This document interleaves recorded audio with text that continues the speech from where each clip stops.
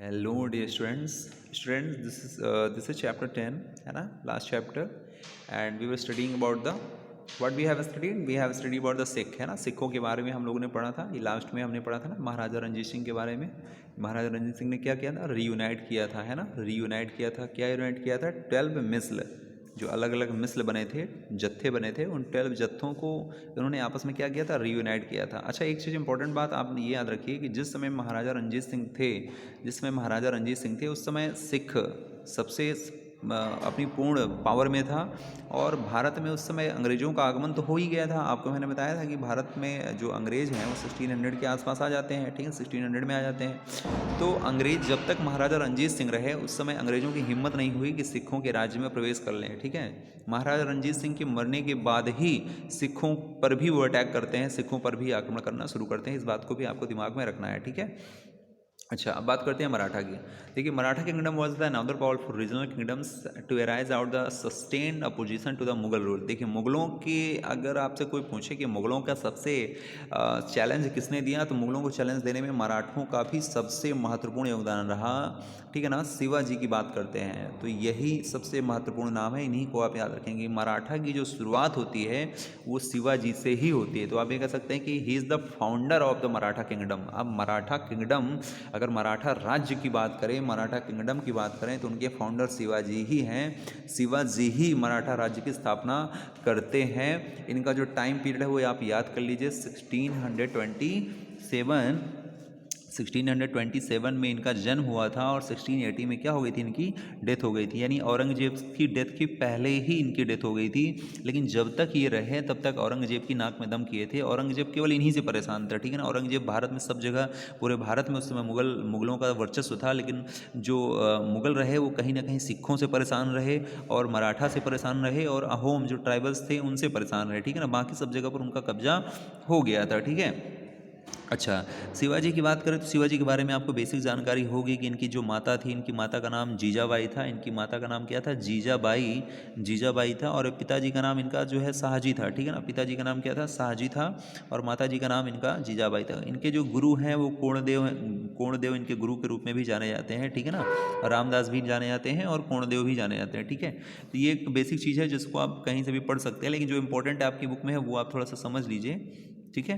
ये देखिए शिवाजी के बारे में थोड़ा यहाँ से दिया गया है ना। पोर्ट्रेट ऑफ द शिवाजी देखिए दिया है, थोड़ा सा पढ़ लीजिए कि towards the end of the 17th century a powerful state started the emerging in the Deccan under.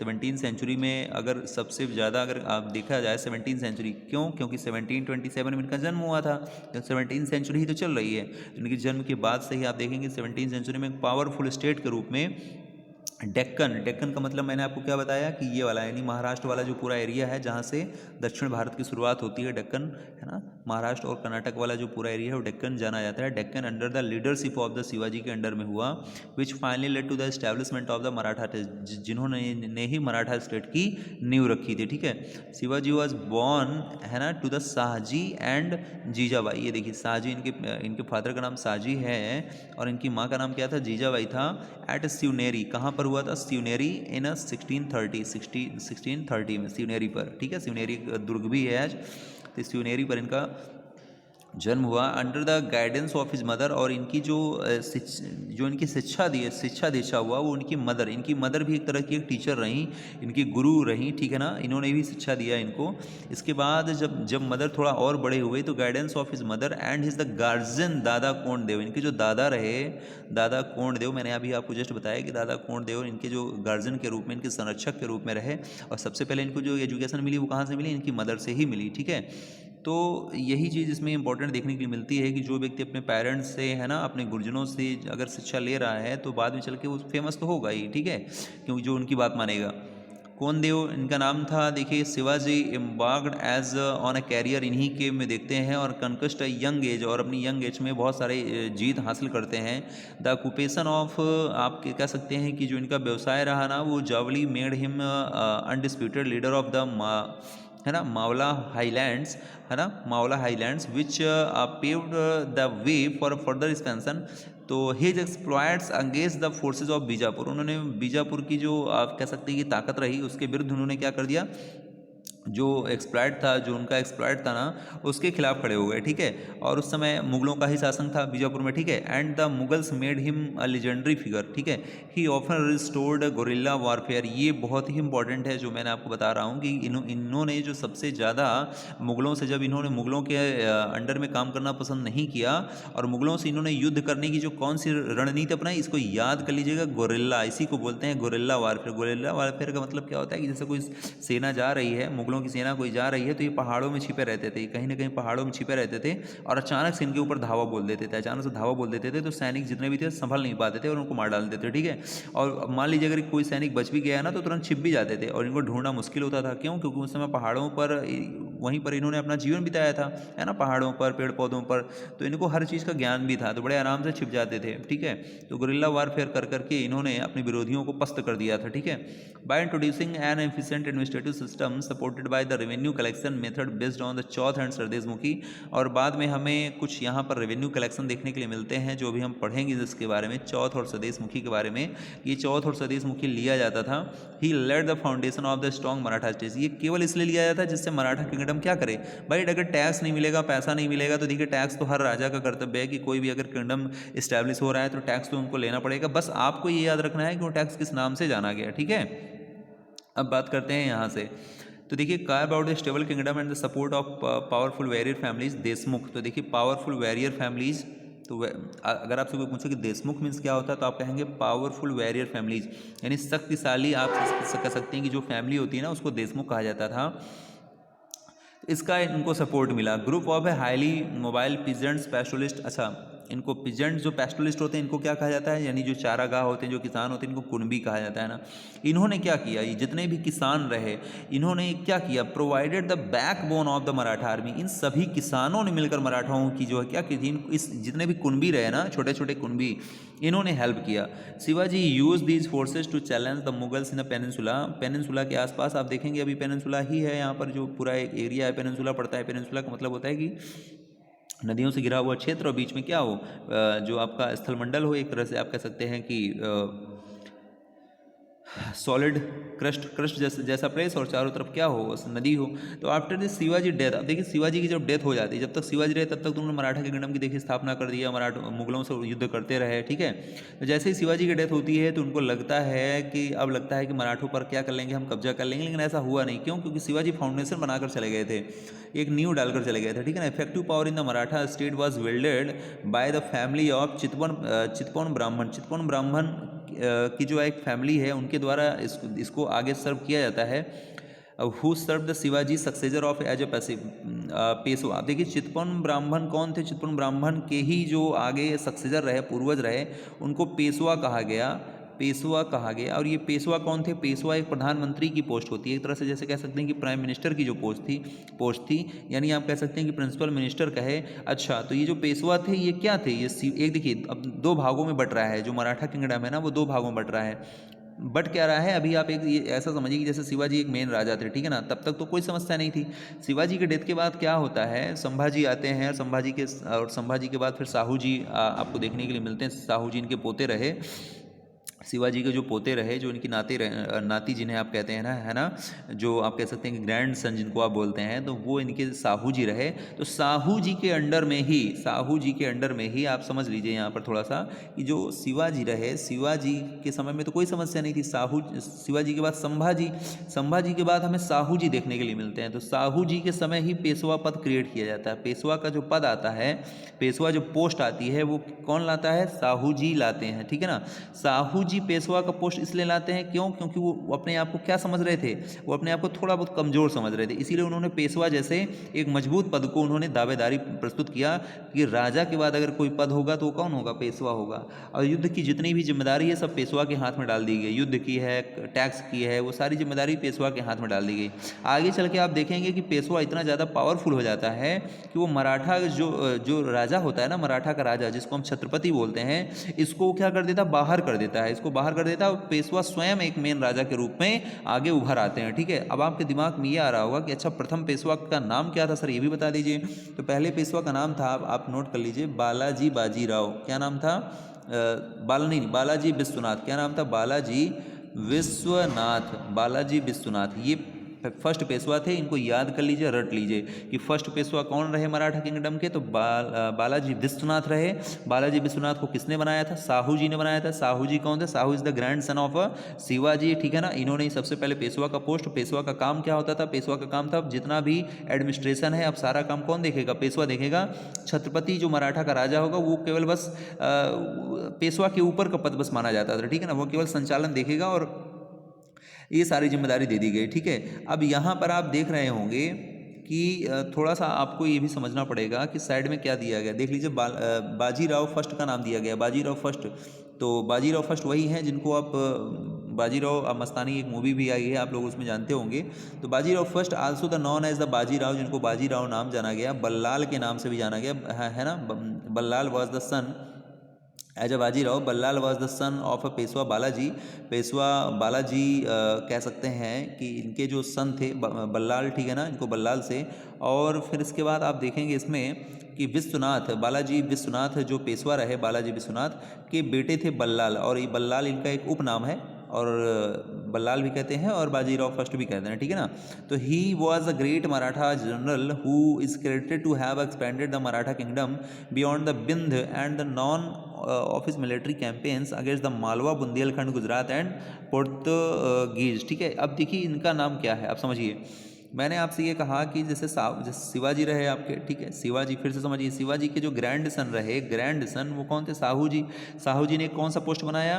Peshwa का पोस्ट बनाया। पेशवा की पोस्ट में सबसे पहला पेशवा कौन था? बालाजी विश्वनाथ थे, ठीक है ना, बालाजी विश्वनाथ का नाम आता है। तो बालाजी विश्वनाथ के जो बेटे रहे बल्लाल, जिनको कहते हैं, बल्लाल को ही हम क्या बोलते हैं? बाजीराव फर्स्ट बोलते हैं, जिन्हें आप बाजीराव कहते हैं, जिन्हें आप बाजीराव कहते हैं ना। तो बाजीराव के समय में, बाजीराव के समय में अब आप देखेंगे कि बाजीराव के समय में जो राजा का पद है मराठा में, जो छत्रपति का पद है, वो पेशवा के हाथ में चला गया, ठीक है ना। अब छत्रपति का यहाँ से काम खत्म हो गया पूरी तरह से। अब बाजीराव फर्स्ट यानी बाजीराव जो रहे, उनके समय ही सबसे ज़्यादा मराठा किंगडम क्या किया? एक्सपैंड किया। सबसे ज़्यादा मराठा किंगडम किसके समय में एक्सपैंड किया? तो आप बोलेंगे क्या? बाजीराव फर्स्ट के समय में एक्सपैंड किया। फाउंडर की जब बात करेंगे तो आप बोलेंगे शिवाजी, लेकिन एक्सपेंडेशन की जब बात करेंगे तो आप बाजीराव का नाम लेंगे, ठीक है ना। अब देखिए इन्होंने क्या क्या किया। बिंध यानी कि ये जैसे भारत है, इंडिया है, तो बिंध कहाँ पर है? बिंध आपका यहाँ है। बिंध तक इन्होंने कब्जा कर लिया, ठीक है ना, यानी मराठा किंगडम यहाँ पर है, मराठा से बिंध तक, ठीक है। और क्या दिया? None of the military campaigns the Malwa, Malwa वाला क्षेत्र यानी ये वाला क्षेत्र, मालवा वाला क्षेत्र भी ले लिया, ठीक है। और क्या ले लिया? मध्य प्रदेश वाला क्षेत्र मालवा है ना, राजस्थान से जुड़ा हुआ मालवा भी ले लिया। और क्या नेक्स्ट में? बुंदेलखंड, बुंदेलखंड वाला एरिया, यानी ये पूरा एरिया बुंदेल। तो आप देख रहे हैं कि पूरे भारत पर मराठा किंगडम जो है अपना परचम लहरा रही है, गुजरात पर भी, पोर्तुगीज पर भी। तो आप इस तरह से आप समझिए कि जैसे ये आपका इंडिया हो गया, ठीक है ना, जैसे ये आपका इंडिया हो गया, तो आप इंडिया में देख रहे हैं कि मराठा किंगडम यहाँ तो पहले था ही, तो इसने क्या किया? गुजरात वाला प्लेस भी जीत लिया, ठीक है ना, यहाँ पर बुंदेलखंड वाला प्लेस भी, मालवा वाला प्लेस भी, तो आप देख रहे होंगे बंगाल वाला प्लेस भी। तो आप देख रहे हैं कि मराठा किंगडम का उस समय परचम लहराता। तो इस समय आप कह सकते हैं कि मराठा जो किंगडम था वो बिल्कुल अपने चरम सीमा पर था, ठीक है। किसके समय पे? बाजीराव फर्स्ट के समय पे। यही बात सारी इसमें दी गई है। Under the Peshwa the Maratha developed a very successful military organisation. Their success lay bypassing the fortified areas and the Mughals, है ना, बाय द रेडिंग सिटीज़। उन्होंने कई शहरों पर धावा बोला, एंगेजिंग द मुगल आर्मीज को, है ना, जहाँ पर जीतते गए उसके आगे बढ़ते गए। इन्होंने कहीं पर शासन नहीं किया इकट्ठा, जीतते गए और अब उनको अपने अंडर में करते गए और आगे बढ़ते चले गए। Where their supply lines and reinforcement could, है ना, बी इजिली डिस्टर्ब की गई, है ना, कभी कभी। बिटवीन द 1720 एंड 1761, 1720 से 1761 देखेंगे आप कि मराठा किंगडम किस तरह से एक्सपैंड किया। मराठा एम्पायर एक्सपैंडेड सबसे ज़्यादा, अगर मराठा किंगडम जो इस्टेब्लिश किया 1720 से लेकर 1721 के बीच में सबसे ज़्यादा मराठा किंगडम जो है एम्पायर जो है एक्सपैंड किया। It gradually chipped away the authority of the Mughal empire. Mughal empire को उसने उखाड़ के फेंक दिया, है ना। मुगल एम्पायर की बिल्कुल बात नहीं मानी, है ना। मुगल भी डरते थे इनसे, ठीक है ना। बाजीराव से क्या करते थे? डरते थे उस समय पे, ठीक है। और गुजरात अब देखेंगे आप क्यों? क्योंकि औरंगजेब तो था नहीं, क्योंकि औरंगजेब 1707 में क्या हो गया था? औरंगजेब की डेथ हो गई थी। मुगल एम्पायर क्या हो गया था? कमज़ोर हो गया था। तो उसके बाद वाले जो शासक रहे, यानी फर्रुख सियर की बात करें तो फर्रुख सियर हो गए, मोहम्मद शाह रंगीला हो गए, सब डरे हुए थे। बाजीराव के नाम से डरते थे, ठीक है ना, कि बाजीराव दिल्ली पर आने वाला है, तो पहले से ही हाथ पैर जोड़ के खड़े हो जाते थे, ठीक है। कुछ ऐसा इतना ज़्यादा इनके अंदर डर विद्यमान हो गया था। अब मालवा और गुजरात पर भी क्या कर लिया, मालवा और गुजरात को भी क्या कर लिया, सीप कर लिया। देखिए मालवा का नाम जब भी है ना तो आप मध्य प्रदेश राजस्थान का बहुत बड़ा पार्ट एक मालवा ही कहलाता था पहले। ऐसा मध्य प्रदेश और राजस्थान ऐसा नहीं बना हुआ था, मालवा ऐसा इतना बड़ा प्लेस मालवा है, ठीक है ना। ये इधर गुजरात है, ठीक है, ये मालवा हो गया, ये इधर मराठा हो गया, इस तरह से फैला हुआ था। तो इन्होंने मराठा के साथ साथ मालवा पर भी, गुजरात पर भी कब्जा कर लिया था बाजीराव के समय पे, ठीक है। बाजीराव किसके पुत्र थे, बालाजी विश्वनाथ के पुत्र थे, के सन थे, ठीक है। तो ये देखिए कब कब्जा कर लिया मालवा गुजरात पर, 1720 पर। तो ये भी आपके लिए इंपॉर्टेंट हो गया, 1720। बाय 1730 क्या हुआ, Maratha king was recognized as the overlord of the entire Deccan peninsula. और इनको ओवरलॉर्ड माना गया, भगवान मान लिया कि भैया यही सब हर जगह के स्वामी हैं। ही पोजेस्ड, अच्छा मराठा किंगडम फैल रहा है, सेनाएं अपनी मजबूत करना है, तो ये टैक्स ये भी लगाएंगे। जैसे सिखों ने टैक्स क्या लगाया था, राखी टैक्स लगाया था ना, वैसे ही इन्होंने क्या टैक्स लगाया, दो प्रकार के टैक्स लगाए, चौथ और स्वदेश मुखी। तो एक क्वेश्चन ये पूछा जाता है कि चौथ और स्वदेश मुखी टैक्स किस किंगडम से बिलोंग करता है, तो आप बोलेंगे मराठा किंगडम से। तो चौथ में कितना होता था, तो चौथ में आप समझ सकते हैं कि 25% टैक्स लगता था, आपकी बुक में दिया गया है, आप पढ़ लीजिएगा कि 25% लिया जाता था चौथ में, और स्वदेश मुखी में 9 से 10% लिया जाता था, 9 से 10% स्वदेश मुखी में लिया जाता था। After the raiding Delhi 1737, Delhi में जब 1737 में इसने आक्रमण की एक बार घोषणा कर दी कि भाई मैं दिल्ली में कब्जा करने जा रहा हूँ, तो the frontier of the Maratha domination expanded rapidly, बहुत तेजी से बढ़ा इनटू द राजस्थान वाला पूरा एरिया एंड द पंजाब में भी इनका कब्जा हो गया। क्यों, क्योंकि पंजाब में आपने देखा कि पंजाब महाराजा रणजीत सिंह के समय पर है ना, महाराजा रणजीत सिंह के समय पर तो मजबूत था, लेकिन कुछ हद तक महाराजा रणजीत सिंह का शासन आपने कब देखा था, आप ये भी आप समझ लीजिए थोड़ा सा। देखिए पीछे अगर हम आए यहाँ पर महाराजा रणजीत सिंह के बारे में, तो 1799 दिया है ना, तो महाराजा रणजीत सिंह यहाँ पर क्या है, महाराजा रणजीत सिंह यहाँ पर अभी आए हुए नहीं हैं, अभी यहाँ पर नहीं आए हुए हैं, ठीक है। और यही कारण था कि उस समय कई मिसलों में बटा हुआ था सिख समुदाय जो है, बंदा बहादुर भी नहीं थे, है ना, बंदा बहादुर के बाद कई मिसलों में बटा हुआ था, छोटे छोटे सिख के पार्ट थे, इसलिए यहाँ पर जो बाजीराव का आक्रमण था वो सिखों पर भी क्या हुआ, बहुत हद तक प्रभावी रहा। तो आप देख सकते हैं कि राजस्थान हो गया, पंजाब हो गया, नॉर्थ में पंजाब हो गया, बंगाल हो गया, उड़ीसा हो गया, ठीक है, कर्नाटक हो गया, Tamil Telugu countries in the south, सब जगह पर किसका, मराठा किंगडम का परचम लहरा रहा था, ठीक है। तो देखेंगे but were the made to tribute, और ये सभी लोगों को क्या करना पड़ता था, ट्रिब्यूट करना पड़ता था। देखिए किसी को मारते नहीं थे, ये बस अपनी ये क्या जाते थे और अपनी युद्ध करते थे, और जब हार जाते थे ना तो वो हाथ पैर जोड़ के पहले से खड़े जाते, छोड़ देते थे, बोलते थे कि आपको ट्रिब्यूट देना पड़ेगा। ट्रिब्यूट का मतलब गिफ्ट होता है, सम्मान होता है, यानी आपको हमारी हुकूमत माननी पड़ेगी, जो फैसला हम लाएंगे वो आपको मानना पड़ेगा। तो जितने भी सिख के उस समय राजा थे, उस समय सिखों के समय भी, और जितने भी राजपूत रहे वो सब इनकी बात मानते भी थे, ठीक है ना। And way of accepting the Maratha sovereignty, Maratha संप्रभुता को सभी ने स्वीकार किया। Expansion brought the enormous resources but it came to the price, these military campaigns also made the other rulers hostile towards the Maratha. अच्छा एक चीज़ ये भी है, अब आप ये समझिए कि जब मराठा किंगडम इतना तेजी से फैल रहा है, तो जाहिर सी बात है कि जब कोई व्यक्ति आगे बढ़ता है तो उसके कई सारे क्या हो जाते हैं, हॉस्टाइल शत्रु भी हो जाते हैं। तो इनके शत्रु कौन कौन हो जाएंगे, अब देखिए इन्होंने राजस्थान पर कब्जा कर लिया, तो जब राजस्थान पर कब्जा कर लिया तो कौन इनके दुश्मन हो गए, राजपूत दुश्मन हो गए। पंजाब पर कब्जा कर लिया तो कौन दुश्मन हो गए, सिख हो गए, ठीक है। तेलुगु पर कब्जा कर लिया, तेलुगु हैदराबाद इधर कब्जा कर लिया तो कौन कुछ जो यहाँ के सूबेदार रहे मुगलों के वो, ठीक है। इस तरह से बंगाल पर कब्जा कर लिया तो बंगाल में जिनका शासन रहा, जो मुगल रहे, ठीक है ना, उस समय पे जो सूबेदार रहे उस समय पे, वो इनके शत्रु हो गए। इस तरह से मराठों ने अपने बहुत सारे दुश्मन भी बना लिए थे, ठीक है ना। रिजल्ट क्या हुआ कि जब as a result they were not inclined to support the Maratha during, यही कारण था कि जब मराठों पर हमला हुआ, जब मराठों पर बहुत बड़ा हमला हुआ तो इन लोगों ने साथ नहीं दिया। अगर ये वहाँ साथ देते तो हमारी हिस्ट्री क्या हो जाती, बहुत बदली हुई होती। तो देखिए थर्ड बैटल ऑफ पानीपत 1761 में जब अहमद शाह अब्दाली बहुत बड़ी सेना लेकर आक्रमण करता है इनके ऊपर, तो मराठा किंगडम से बहुत समय तक लड़ा, लेकिन अंतोगत्वा क्या हुआ, मराठा किंगडम उस समय बाजीराव फर्स्ट तो थे नहीं, बाजीराव फर्स्ट उस समय थे नहीं, है ना। बाजीराव के बाद वाले जो भी शासक रहे वो इस युद्ध को जीत नहीं पाए, और मराठा किंगडम का विस्तार क्या हो गया, पूरी तरह से यहाँ से आप देख सकते हैं कि घट गया, ठीक है। मराठा किंगडम यहाँ से अपने पतन की ओर यानी डिक्लाइन होना शुरू हो जाएगी। अच्छा यहाँ पर कहा यह जाता है कि अगर इन लोगों ने किसी ने भी साथ दिया होता मराठा का, कि भाई बाहर से फॉरेन इन्वेडर था ना, अहमद शाह अब्दाली तो अफगानिस्तान से आया था, फॉरेन इन्वेडर था, तो सबको मिलकर इसके खिलाफ खड़े होना चाहिए भाई। वो तो अपने घर की लड़ाई झगड़े की बात अलग होती है, लेकिन फॉरेन इन्वेडर था तो सबको मिलकर लड़ना चाहिए, लेकिन किसी ने साथ नहीं दिया। अगर साथ दिया होता तो आज हिस्ट्री ही बदल गई होती, ठीक है ना। तो चलिए हम लोग वो सब चीज़ों पर छोड़ दें, जो हिस्ट्री में जो है उसी को पढ़ते हैं, ठीक है। Along side endless the military campaigns and Maratha develop the effective administration. अब देखिए मराठा किंगडम का आपने एक विस्तार साम्राज्य समझ लिया, कहाँ से कैसे मराठा किंगडम एंड हो रहा है वो भी आपने समझ लिया। अब थोड़ा सा एडमिनिस्ट्रेशन पढ़ लेते हैं इनका, कि जिस समय मराठा किंगडम चारों तरफ फैला हुआ था तो ये किस प्रकार का एडमिनिस्ट्रेशन करते थे। तो मैंने बताया था कि चौथ के बारे में बताया आपको, सरदेश मुखी के बारे में बताया कि ये रेवेन्यू था, एक टैक्स था, लैंड रेवेन्यू होता था, जितना लैंड पर खेती थी उसका 9 से 10% है ना राजकोष में जाता था, ठीक है। और डेक्कन वाला प्लेस पर ये हो गया, चौथ लगता था।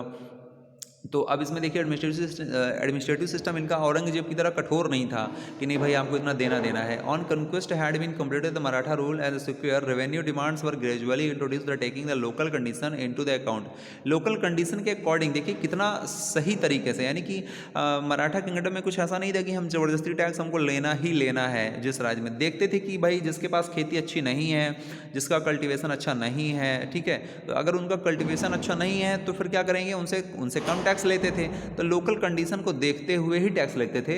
एग्रीकल्चर जो उनके यहाँ खेती होती थी ना उसको इनकरेज करते थे कि भाई आपके यहाँ खेती क्यों नहीं हो रही, पानी की व्यवस्था नहीं है, आप किस कारण इरिगेशन प्रॉब्लम आ रहा है आपको, और क्या प्रॉब्लम आ रहा है आप बताइए ना हमसे, सीड प्रॉब्लम आ रहा है कि आपको प्रॉपर, और क्या दिक्कत आ रही है ना। ट्रेड रिवाइड, तो बार बार ट्रेड को रिवाइड किया जाता, व्यापार को बार बार रिवाइड किया जाता था, तब टैक्स लिया जाता था। यानी एक आप कह सकते हैं कि मॉडरेट सिस्टम अच्छा था कि टैक्स तो लेना है, लेकिन अगर आपको कोई कमजोरी महसूस हो रही है तो आप हमें बताइए, ठीक है ना। तो मराठा जो छत्रपति होता था उस समय वो उनकी हेल्प करता था, ठीक है।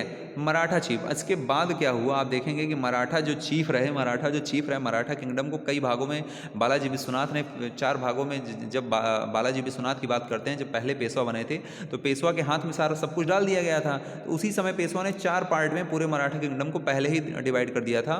तो जिसमें से आपको नाम अभी मिल रहा है, इस बात को आप याद रखिएगा क्योंकि ये क्लास 8 से भी कोरिलेट करेगा। देखिएगा कहाँ के, सिंधिया ऑफ द ग्वालियर। अब देखिए ग्वालियर आप जानते हैं कहाँ पर है, ग्वालियर मध्य प्रदेश में है, लेकिन उत्तर प्रदेश के जस्ट बिल्कुल सटा हुआ भाग है ग्वालियर। तो सिंधिया भी क्या है, मराठा ही है, लेकिन कहाँ के हैं, ग्वालियर के। गायकवाड़ कहाँ के हैं बेटा, बड़ौदा के, यानी बड़ौदा वाला क्षेत्र भी मराठा किंगडम के अंदर भी है, लेकिन वहाँ के जो मराठा हैं वो गायकवाड़ कहलाए गए। भोसले मराठा कहाँ के थे, नागपुर के भोसले, ठीक है। इस तरह से आप देखेंगे कि कई पार्ट्स में डिवाइड किया गया। नागपुर के भोसले, ठीक है, नागपुर के भोसले है ना, ग्वालियर के सिंधिया और बड़ौदा के गायकवाड़। एक और अभी आपको मिलेगा इंदौर के होलकर। इंदौर में क्या थे, होलकर थे। तो इस तरह से कई पार्टों में डिवाइड किया गया था, ठीक है।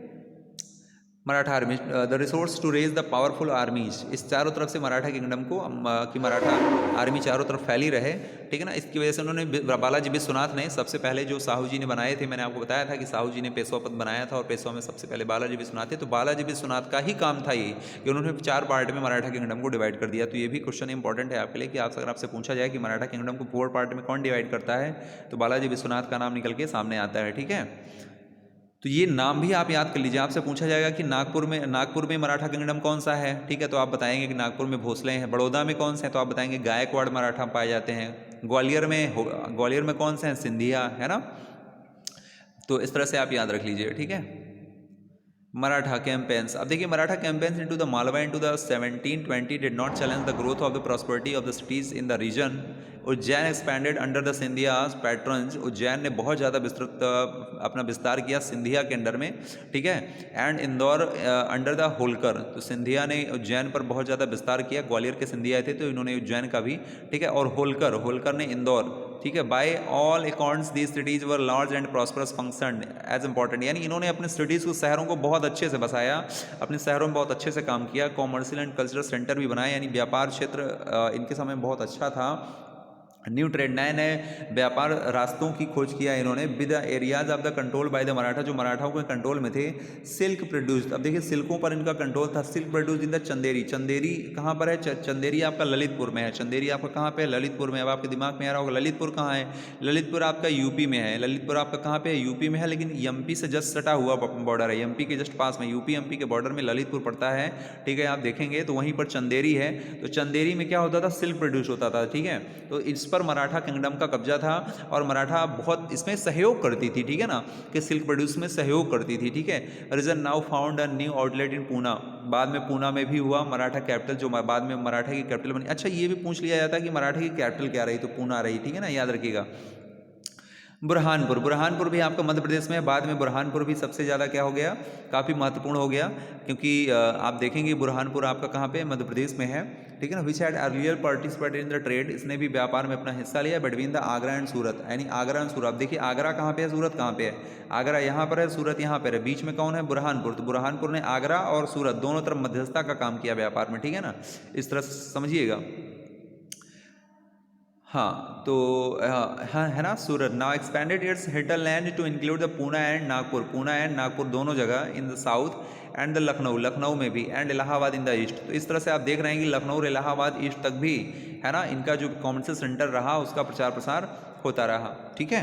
तो नेक्स्ट हेडिंग है आपकी बेटा द जाट। अब हमें ये शायद आपकी लास्ट हेडिंग होगी कि जाट कौन थे, जाट के बारे में थोड़ा सा हम लोग पढ़ेंगे, ठीक है ना, क्योंकि जाटों का भी बहुत ही आपके हिस्ट्री में इंपॉर्टेंस है। इसको हम लोग देखते हैं नेक्स्ट वीडियो में। Okay, thank you for this video, और जो भी है आप लोग इनको रिवाइज करते जाइएगा। ओके।